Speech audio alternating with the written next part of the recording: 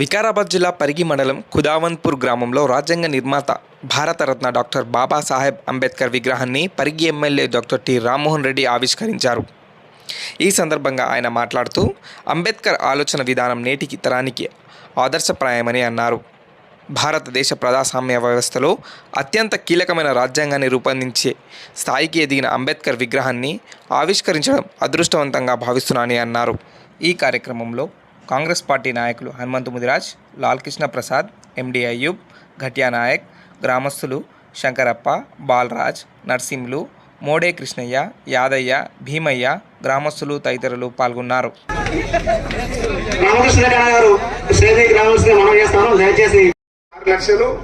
బీసీలకు ఇద్దరికి 5 లక్షలు ఇల్లు లేని వాళ్ళు ఎవరైనా ఉంటే ఇగో ఇక్కడనే నాకు పక్కన కనబడుతున్నది. మొత్తం అది ప్లాస్టిక్ ది తాడ్పతిలా గట్టిన మీద అది వానగిట పడినట్టే మొత్తం కూడా నీళ్లు లోపలికి పోయేటట్టు పరిస్థితి. కాబట్టి ఇటువంటి ఇల్లు ఉన్న వాళ్ళను జర గ్రామ ఇంద్రమ్మ కమిటీ నాయకులను మీకు చెప్తున్నా, అసోంటులను సెలెక్ట్ చేయండి. ఎందుకంటే బిల్డింగ్లు ఉన్న వాళ్ళని కాకుండా లేని వాళ్ళను, పేదవాళ్ళను, సమాజంలో అట్టడుగు వర్గాల వాళ్ళను మీరు ఎంపిక చేయండి. తప్పకుండా మీకు వడ్డించేటోడే మనోడున్నాడు పక్కన, ఎవరు సీఎం పక్కన ఉన్నాడు. కాబట్టి ఎన్ని లడ్డులు అంటే అన్ని లడ్డులు తీసుకొస్తా, మీకు వడ్డిస్తా. కానీ మీరు మాత్రం బంతిలో ఉండాలమ్మో.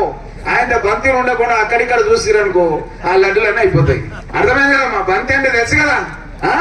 మీరు మొన్న నాకు ఎట్లున్నారు మీరు సపోర్ట్, అట్లా మీరు ఎల్లప్పుడు కూడా రేవంత్ రెడ్డి గారి ప్రభుత్వాన్ని ఆశీర్వదించాలి. మీకు అన్ని కూడా ఇండ్లు మీ పేరు మీద ఇస్తామమ్మా. ఎందుకంటే తెలుసు కదా మొన్న సజా అయింది. వాళ్ళకి ఇస్తే ఇల్లు కూడా అమ్ముకుంటారు. వాళ్ళకి ఇస్తే అందుకని ఏం చేస్తారంటే ఇండ్లు ఇచ్చినా, ఇళ్ల స్థలాలు ఇచ్చినా మహిళా సోదరి మనులు ఇక్కడ ఉన్నారు, మీ పేరు మీదే శాంక్షన్ చేస్తామన్న విషయాన్ని మీకు అందరికి కూడా స్పష్టంగా తెలియజేస్తున్నాం. అప్పుడు ఓరేస్తేనే ఊరి అన్నాడు కేసీఆర్, తెలుసు కదా. ఓరేస్తేనే ఊరి అన్నాడు.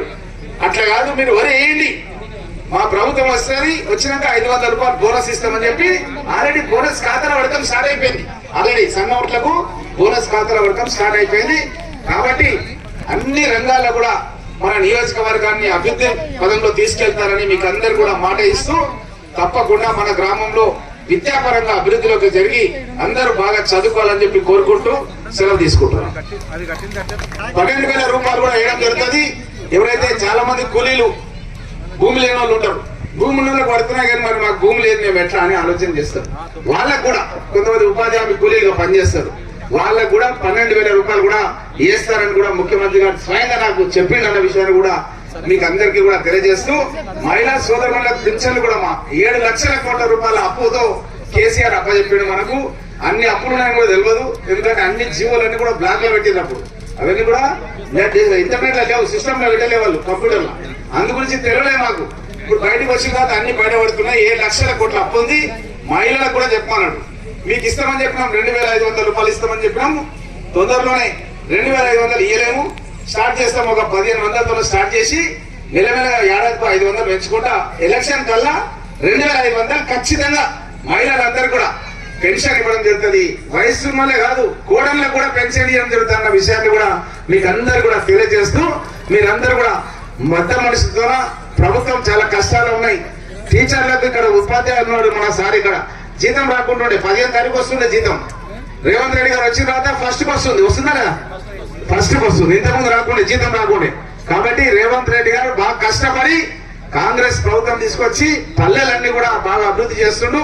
మీరందరూ కూడా ఆశీర్వదించాలని చెప్పి కోరుకుంటూ సెలవు తీసుకుంటున్నాం.